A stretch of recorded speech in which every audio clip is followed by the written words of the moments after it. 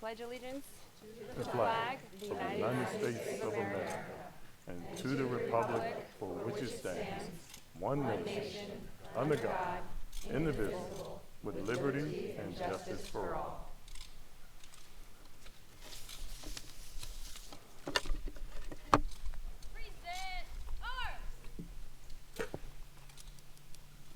Oh, say, can you see by the dawn's early light what so proudly we hailed at the twilight's last gleaming, whose broad stripes and bright stars through the perilous fight o'er the ramparts we watched were so gallantly streaming, and the rocket's red glare, the bombs bursting in air, gave proof through the night that our flag was still there. Oh, say does that star-spangled banner yet wave o'er the land of the free and the home of the brave.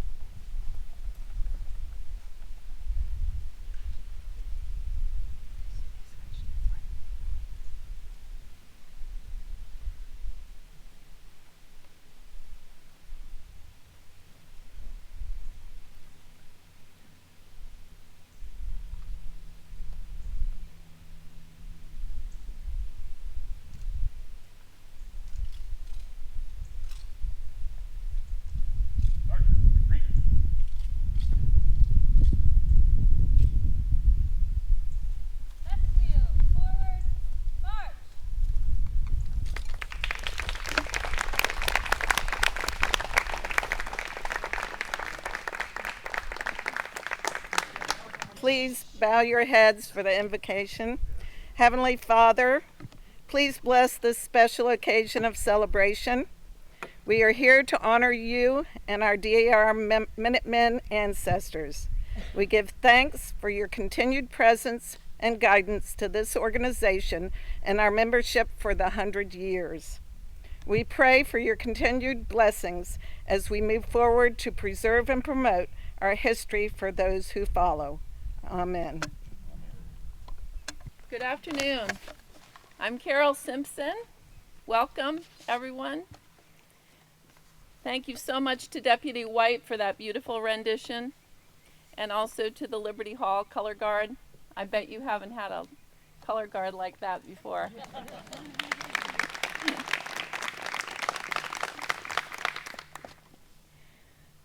Welcome to our centennial. I'm going to cry. I just know it. Sorry. I'm a crier. Welcome to our centennial celebration, and thank you for coming. When I started my 3-year term as regent 4 years ago, and I didn't bring any tissues, it was my dream to commemorate this milestone with a special event. And now here we are. Thank you, Tina. I guess this one's mine now. Special thanks to our committee members. Will you please stand, all the committee members, or wave your arms or something? I kid them that it was like herding cats, but we really did, as you can see, we did a great job. Especially to Sarah and Dan Coleman for hosting this at their lovely, lovely home. Very, very generous people. If you need any help this afternoon or have any questions, please see one of the committee members. We're here to help you. One quick note before we begin the program: these beautiful scarves tied to your chairs are your favors. They are yours to keep as a memento of this occasion. And if you inspect them, you'll see that it says Culpeper Minutemen on it.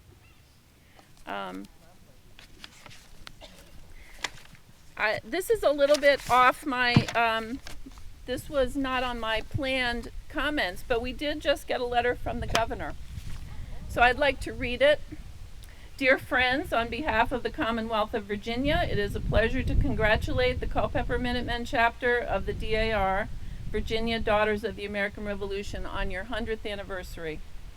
DAR is a national treasure dedicated to honoring our nation's Revolutionary War heroes by promoting patriotism, preserving history, and strengthening America for the future. Since 1923, your chapter has faithfully supported these efforts in your local community through philanthropy, including welcoming new citizens, offering educational scholarships, and preserving local memorials. The Revolutionary War is tightly woven into the fabric of our Commonwealth's history. Virginians and the rest of the nation commend your chapter on its steadfast efforts to preserve and promote this invaluable legacy over the last 100 years. The First Lady and I hope you have a joyous anniversary celebration and wish you much success in the future. Thank you for strengthening the spirit of Virginia. Sincerely, Glenn Youngkin.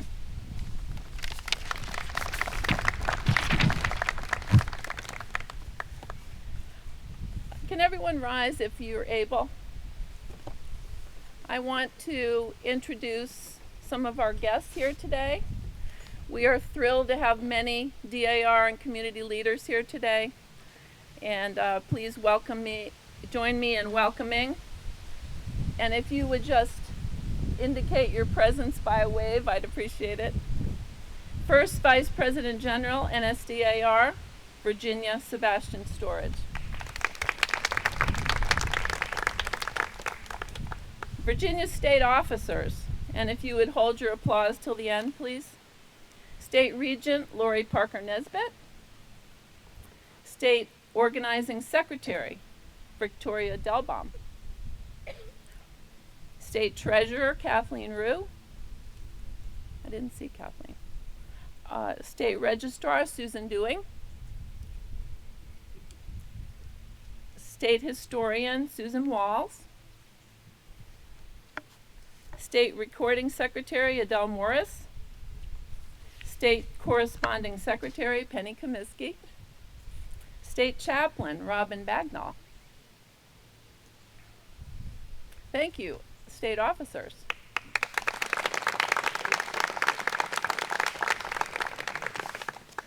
Other honored guests, again, please hold your applause till all are named. State Chair of National Defense, Beverly Alexander. State Chair, DAR Museum Outreach, and National Vice Chair, President General's Project, Angela Eichenbrenner. Current Regents, Belinda Glenn with Fauquier Courthouse, and Tina Evans-Zook from Mine Run. I just blanked. District 9 Director Sonia Johnson, and District 9 Vice Director Linda Gagan. Past State President and current National Chair of Genealogical Research, Sons of the American Revolution, Bill Schwecke. And I'm not sure, is Mr. Durr here? Oh, there you are. Cedar Mountain District Supervisor, Culpeper Board of Supervisors, David Durr.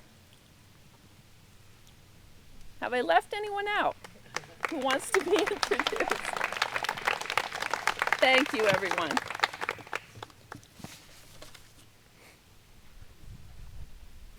Sorry. You may all sit down, please.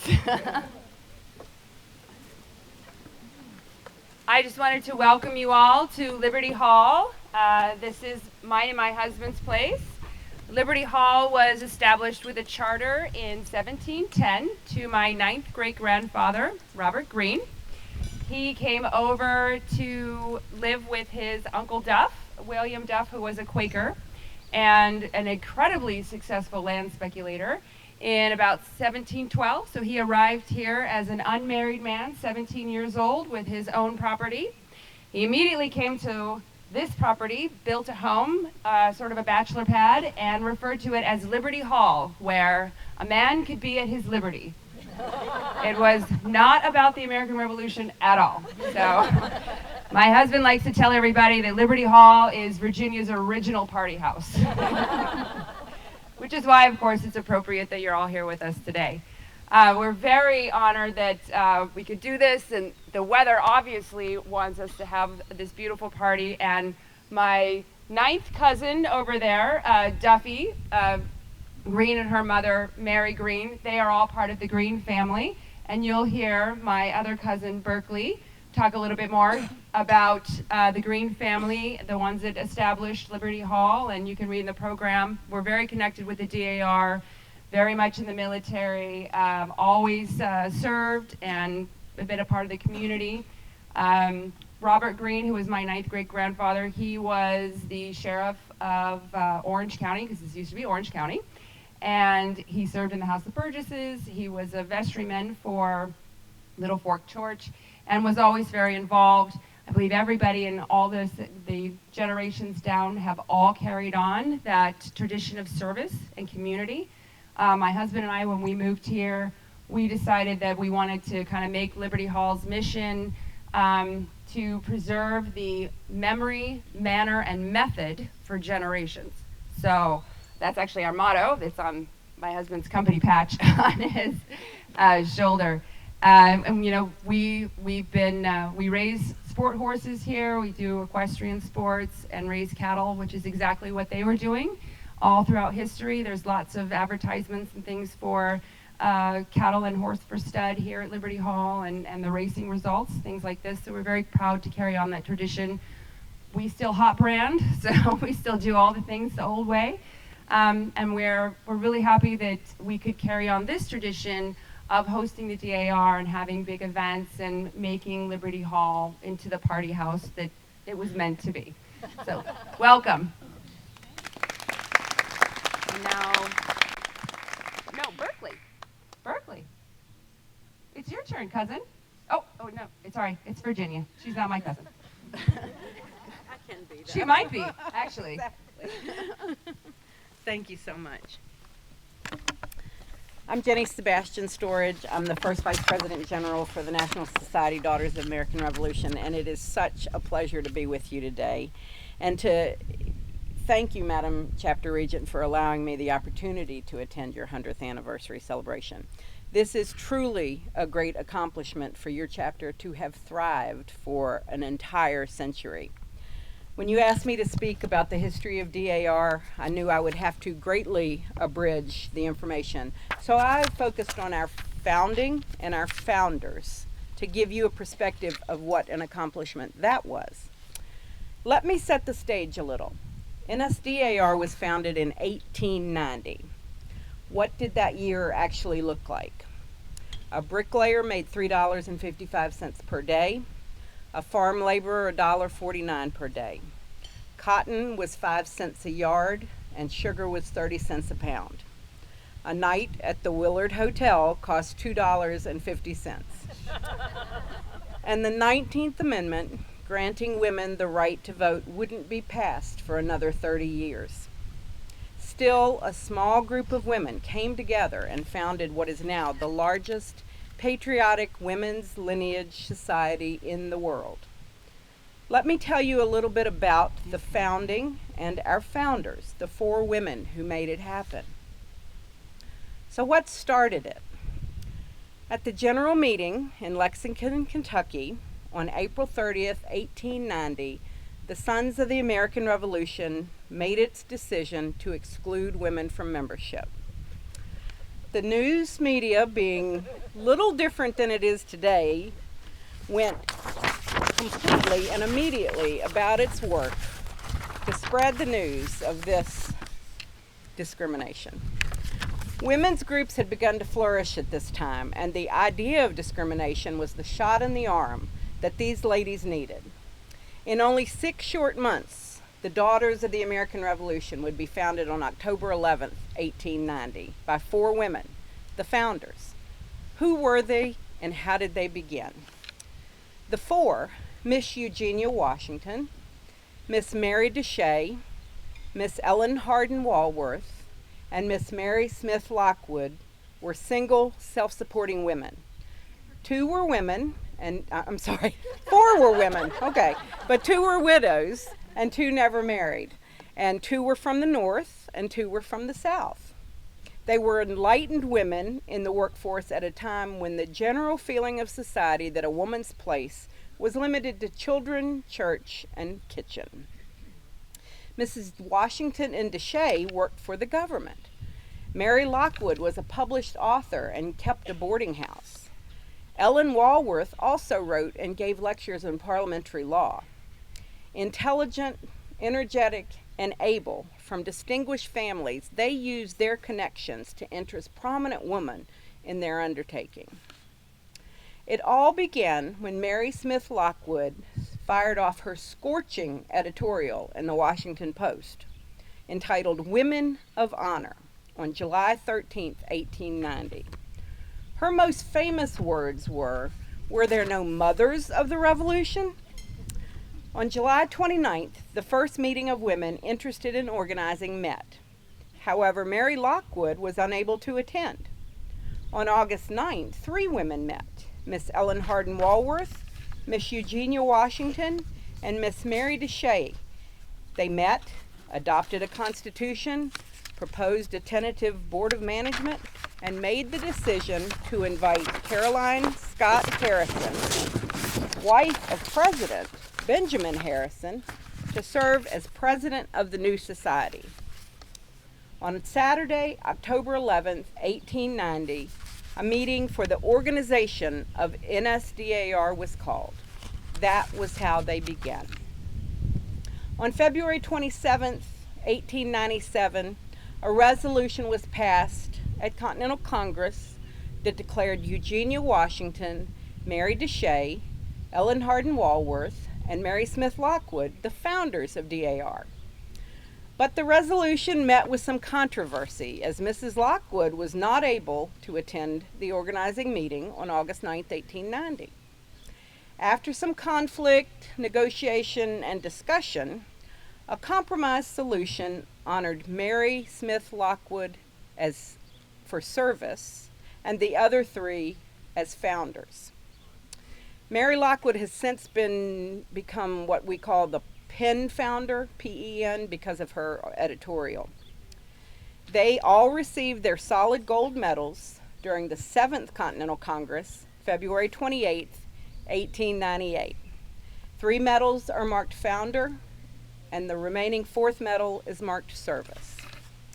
On April 17, 1929, the National Society dedicated a memorial to the 4 founders. And each year, during Continental Congress, at the end of the National Memorial Service, the entire group, led by the Chaplain General, exits the auditorium and proceeds to the Founders Monument and places the memorial wreath there. We owe a debt of gratitude to these 4 women who gave so generously of themselves to the founding and forming of the National Society, Daughters of the American Revolution. And hopefully, you see the dedication of time, energy, and spirit that each of these women gave. And when you hear the names, Eugenia Washington, Mary DeShay, Ellen Hardin Walworth, and Mary Smith Lockwood, you will remember their labor of love to our objects of historic preservation, education, and patriotism. Thank you, Madam Chapter Regent, for having me today, and congratulations to all of the members of the Culpeper Minutemen chapter on this very special occasion.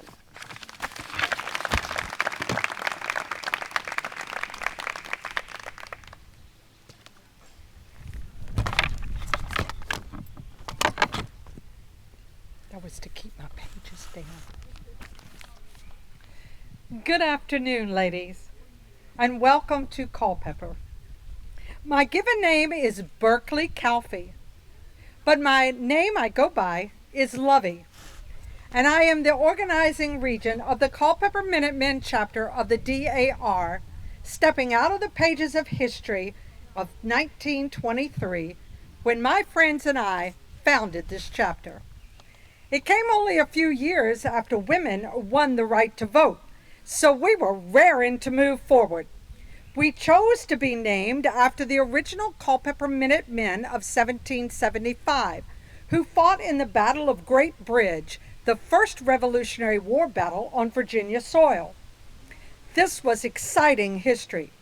It started, as you probably remember, in December of 1775, with the Minutemen carrying a battle flag with the rattlesnake emblem and the warning motto, "Don't tread on me.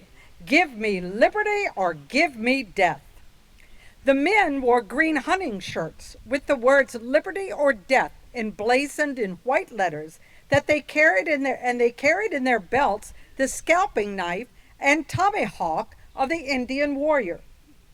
They meant business every step of the way, and they drove Lord Dunmore and his men out of Virginia and back to England, clearing Virginia for General Washington's use during the war.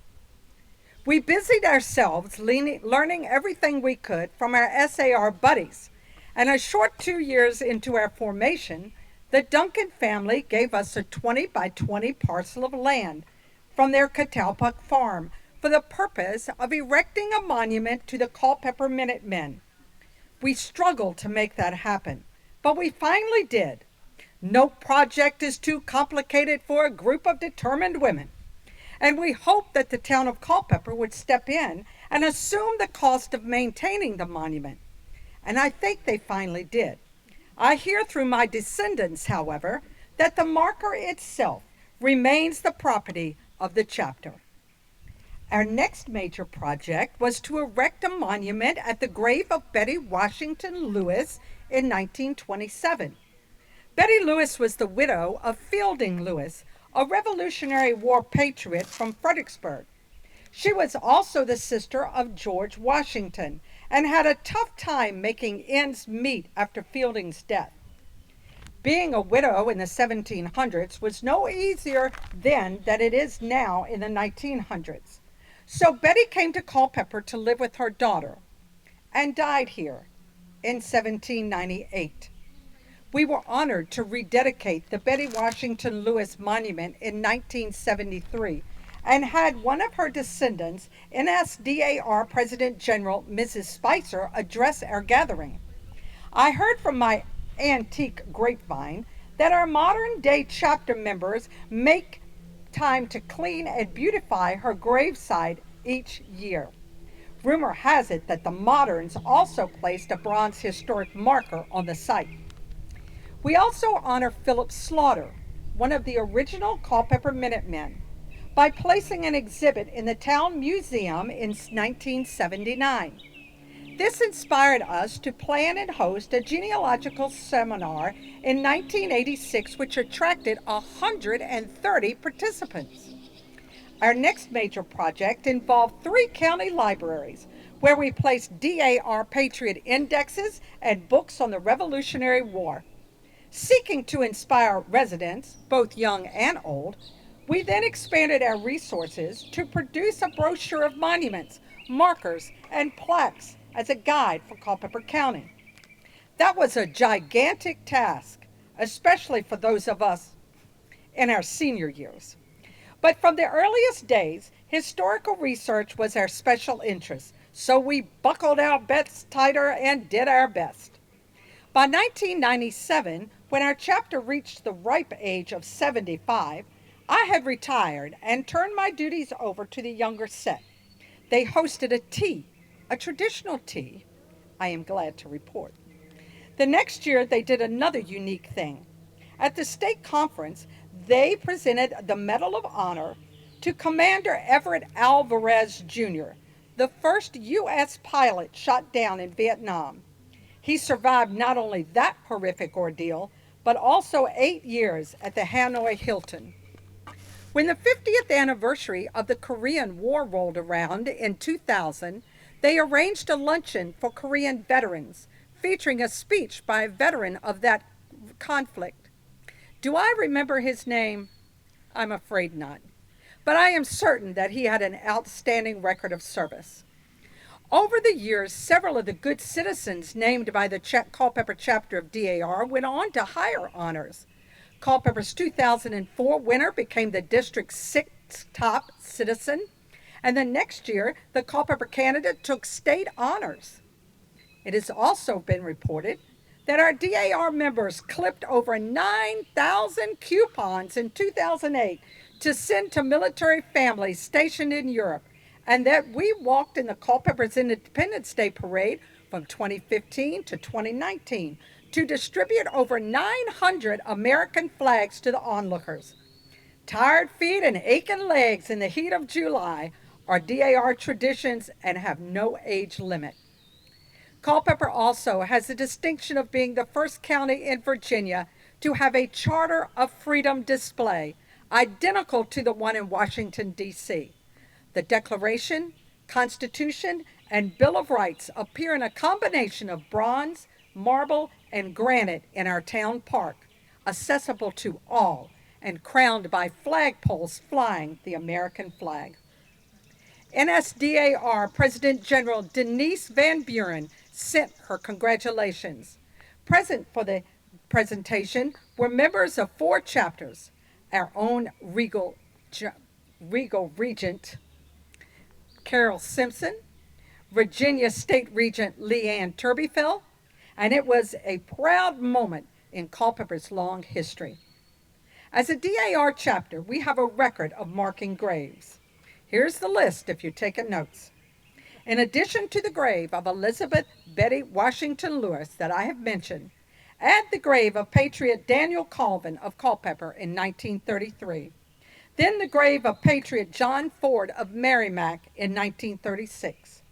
The grave of General Edward Stevens of Culpeper in 1976. The graves of Patriot David Jemison and his wife, Mary Minnis Jemison of Culpeper in 1985. And more recently, the grave of a real daughter, Ann Mercer Slaughter of Rapidan in 2014. We have also placed historical markers in the county courthouse of Culpeper for the justices of the peace who protested the Stamp Act so many years ago, and for the Culpeper Minutemen, organized in 1775 to drive the British from Virginia soil. Their deeds will not be forgotten by the patriots of this generation or the next.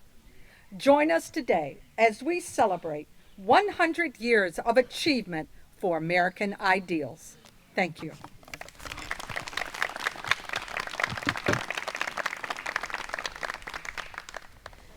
When Culpeper Minutemen chapter was organized in 1923, it was a year which, like any year, many moments had many momentous things happened, and there are some that still echo to this day.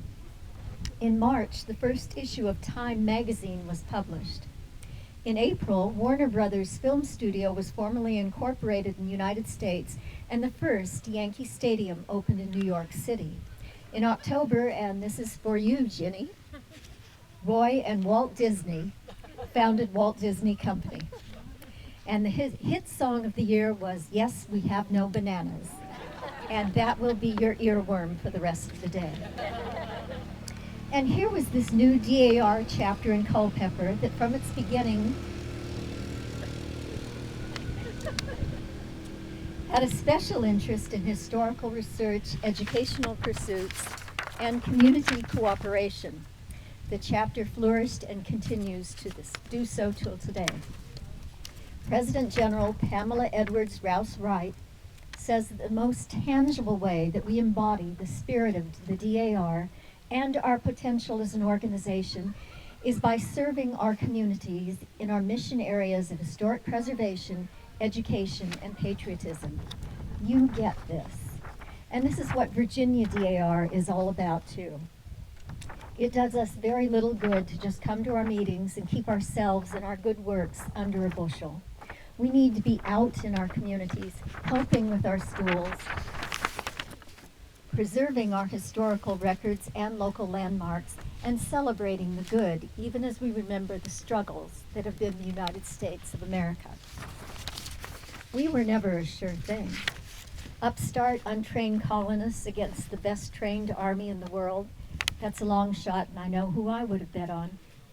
It was lucky for us that our European allies hated England more than they were wary of our independence ideas.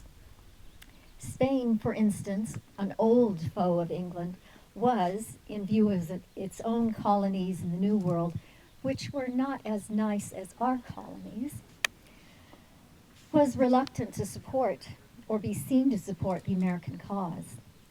So France convinced the Spanish king that he could become openly an ally of France against the British, and then quietly, behind the scenes, support France's other ally, the Americans, without being accused of hypocrisy. Sort of the friend of my friend is my friend. But did you know that before this? Did you know that it was in great measure thanks to the mosquito, the female mosquito, that carries malaria, that Yorktown was a victory? Most Southerners in the 1770s had malaria at some time in their lives and had some immunity, but not so the British. And it hit them really hard, especially in late summer in the marshy Yorktown area, and especially when Spain refused to sell quinine needed to treat malaria to the British. American history, and all history really, is full of did you know moments. They can make history come alive for people, especially students who otherwise might be bored with dates and battles and stick figure people. It can turn them into lifelong learners about history and critical thinkers. Take the Boston Tea Party, which played an important role leading up to the Revolution. Its 250th anniversary is on December 16th this year. So there's our first historic commemorative event for you all to focus on. These days, you would think that everyone on the American side cheered the destruction of 342 chests of tea, but not so. George Washington disapproved of the destruction of what was private property of the East India Company. Benjamin Franklin said that the company should be reimbursed for the tea, and actually the ones who threw the tea overboard went back and cleaned up after themselves, which is unusual for men. 4 New York merchants went to the British Prime Minister and offered to pay for the tea destroyed, but their offer was rejected. Because we daughters specialize in the American Revolution time period, we and you of Culpeper Minutemen chapter are in an ideal place to make the revolution come alive for students in your community and even those beyond the school age. And you only have, this kind of event only comes up with opportunity comes up only every 50 years or so. And I don't think I'll be around for the next one, so give it your best this time. As we go through these 250th anniversaries,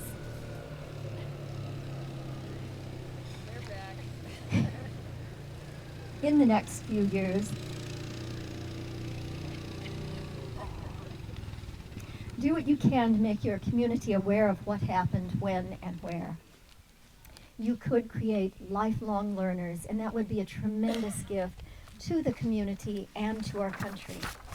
American history certainly isn't always pretty, but the American spirit of optimism, of trying again and succeeding over the long term comes through time and again throughout our history. It's something to cherish and keep alive and encourage whenever we can. We do have much to celebrate. I wish Culpeper Minutemen a second century of continued meaning, purpose, and success as you continue to support the DAR mission at your chapter, state, and national levels. And thank you for having me here today. I do appreciate it.